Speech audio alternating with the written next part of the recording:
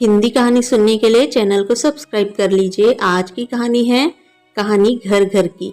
यह कहानी एक मध्यम वर्गीय परिवार की है जिसमें रिश्तों की उलझने, माता पिता का त्याग और संतानों की बेरुखी को दर्शाया गया है।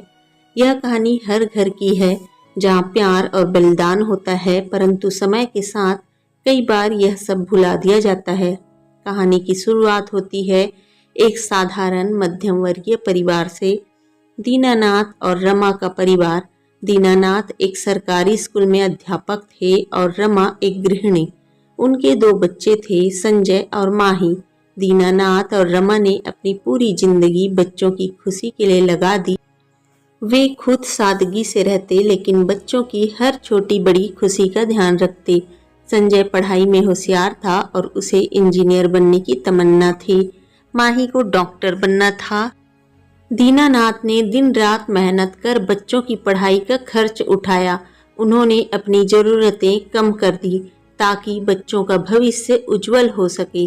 रमा ने भी अपने गहने बेचकर संजय की ट्यूशन फीस भरी। वक्त बीतता गया और आखिरकार उनकी मेहनत रंग लाई। संजय को एक अच्छी नौकरी मिल गई और माही डॉक्टर बन गई।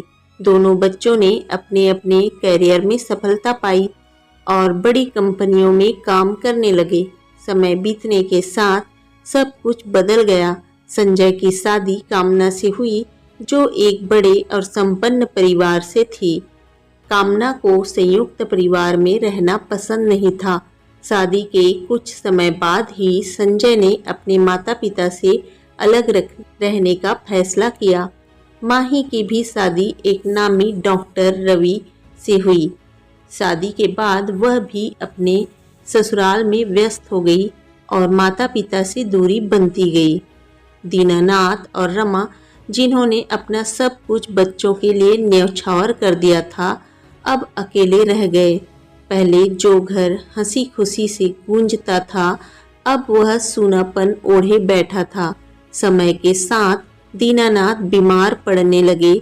उम्र के साथ उनकी तबीयत बिगड़ने लगी, लेकिन संजय और माही के पास माता पिता के लिए समय नहीं था। एक दिन रमा ने संजय को फोन किया। बेटा, पापा की तबीयत बहुत खराब है, हमें तुम्हारी ज़रूरत है। संजय ने व्यस्तता का बहाना बना दिया। माँ, ऑफिस का काम बहुत ज़्यादा है, मैं बाद में देखता हूँ। माही से संपर्क किया गया, लेकिन वह भी अपने काम और ससुराल की जिम्मेदारियों में व्यस्त थी। दीनानाथ का स्वास्थ्य और बिगड़ता गया। अस्पताल में भर्ती कराने की नौबत आ गई, लेकिन बच्चों ने केवल आर्थिक मदद दी, खुद आकर देखना जरूरी नहीं समझा। दीनानाथ अस्पताल में जीवन और मृत्यु के बीच झूल रहे थे। उन्होंने कांपते हाथों से रमा का हाथ पकड़ा और कहा, रमा, हमने जो प्यार दिया वो हमें वापस नहीं मिला। शायद हमारी परवरिश में कोई कमी रह गई। रमा की आंखों में आंसू थे। नहीं, कमी हमारी नहीं थी, वक्त बदल गया है, लोगों की सोच बदल गई है। दीनानाथ की हालत और बिगड़ गई। उन्होंने अंतिम बार संजय और माही को देखने की इच्छा जताई, लेकिन दोनों किसी न किसी वजह से नहीं आ सके। अंततः दीनानाथ ने अपनी आखिरी सांस ली।